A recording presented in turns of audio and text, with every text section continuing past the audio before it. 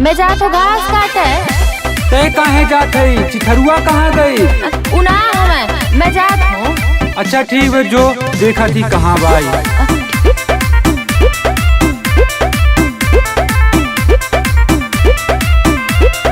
पीछे पीछे कबाले बजाई हम बिनिया,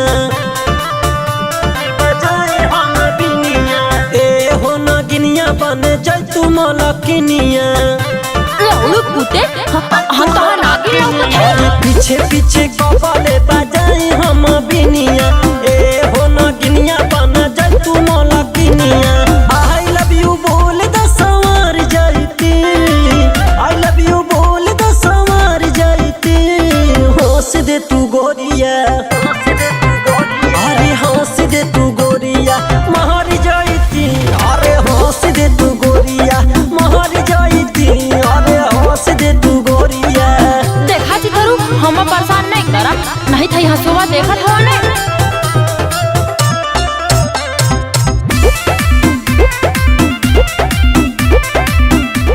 सही में चिथराई तारे इतना सुंदर पूरा टोला में क्यों नहीं भाई? गलिया तुहार लागे चिकन बतासा। बतासा चाहिए? हाँ बतासे ना चाहिए। हंसेलू त लागेलू हीरोइन बिपाशा। भगो चिथरू। अरे गलिया तुहार लागे चिकन बतासा। हंसेलू त लागेलू हीरोइन बिपाशा। प्यार में तुहार निखर जाती, प्यार में तुहार निखर जाती। हंस दे तू गोरिया, हंस दे तू गोरिया। अरे हंस दे तू गोरिया महर जाती।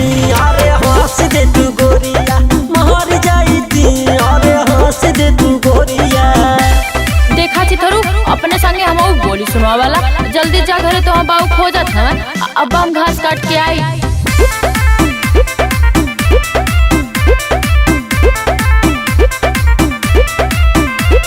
झील बाटे अखिया डुबाइले बुका हो, डुबाइले बुका हो। काजर जैसे आँखी में बसाइले बुका हो, बसाइले बुका। अरे झील बाटे अखिया डुबाइले बुका हो। काजर जैसे आँखी में बसाइले बुका हो। दुबई बाद में पहले तो घरे चला। छुई दे तू हम हो या मार जाती। छुई दे तू हम हो या मार जाती। हंस दे तू गोरिया, अरे हंस दे तू गोरिया मार जाती। अरे हंस दे तू गोरिया मार जाती। अरे हंस दे तू गोरिया। अरे ससुर के नाती, हम पूरा गांव खोज डली ते के परेशान करता टे। रुक सारी नहीं।